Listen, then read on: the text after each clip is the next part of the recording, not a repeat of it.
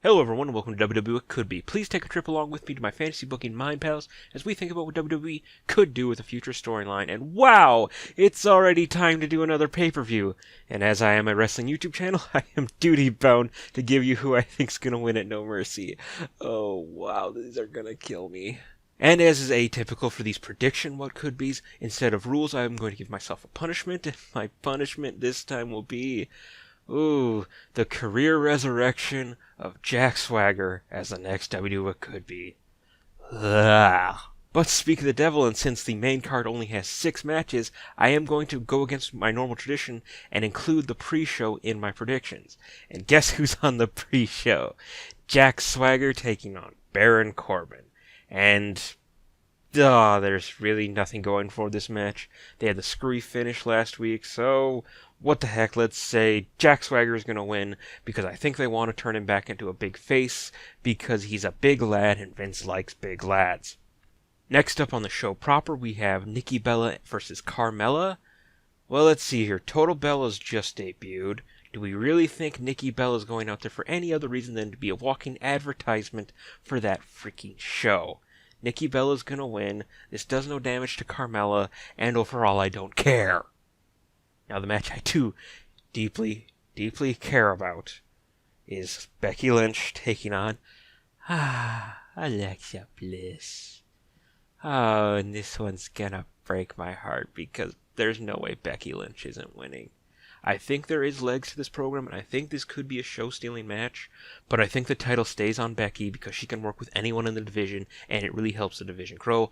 Also, this is going to be a good rub for Alexa. Again, I think there's going to be about a 2 to 3 month program with this, but, Next up, we have the tag team title match with Beauty, Heath Slater, and the man-beast Rhyno taking on the newly reformed grungy hip-hop Usos. Look, I know how the IWC is feeling about Heath Slater right now, but this has lost a lot of steam, and it's lost all momentum. It makes sense to put the belts on the Usos. Usos are going to win, and Rhino's going to go run for political office, and Heath is going to go back to where he was always destined to be, lower mid-carder to maybe a comedy act. Now we come to the hardest match of the night to predict, the Intercontinental Championship match between Dolph Ziggler and The Miz. I know the entire storyline is setting up for them to do something really dramatic with having Dolph lose. The rumors coming out that he's going to be moving into a backstage role at the company. But I don't think you sacrifice having as good of hand as Dolph is, still in his prime, to work with a lot of this incoming indie talent. And I don't really feel like a face should lose a career versus title match. So I'm going to go against my own fantasy booking and say Dolph is gonna win, but I'll be just as happy if he loses, because that's a good story and I'm very interested to see what happens.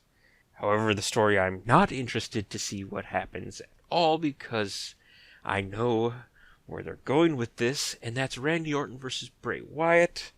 Randy's gonna win. There's no ifs, ands, or buts about it. As cool as it is to have Bray starting to get more and more towards that creepy, mystic, backwoods hillbilly stuff, and I do think there's a lot of potential with the Sister Abigail stuff. Randy's gonna win. He's gonna then move into the world title picture. It makes too much sense. Too many of the ducks line up, and I think that was the trade-off for Brock Lesnar almost murdering him. And then finally to end the night, we have the world title triple threat between John Cena, AJ Styles, and Dean Ambrose. Again, it's 2 faces, 1 heel, and a triple threat.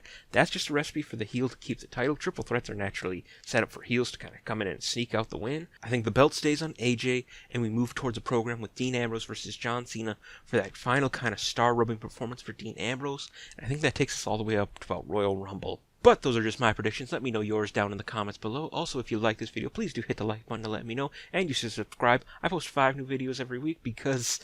I have just as crazy a schedule as the WWE pay-per-view on nowadays. But as always, if you didn't like this video, you don't like my face, there's a button where you can sort those emotions with around here somewhere. And until next time, let's see how No Mercy does.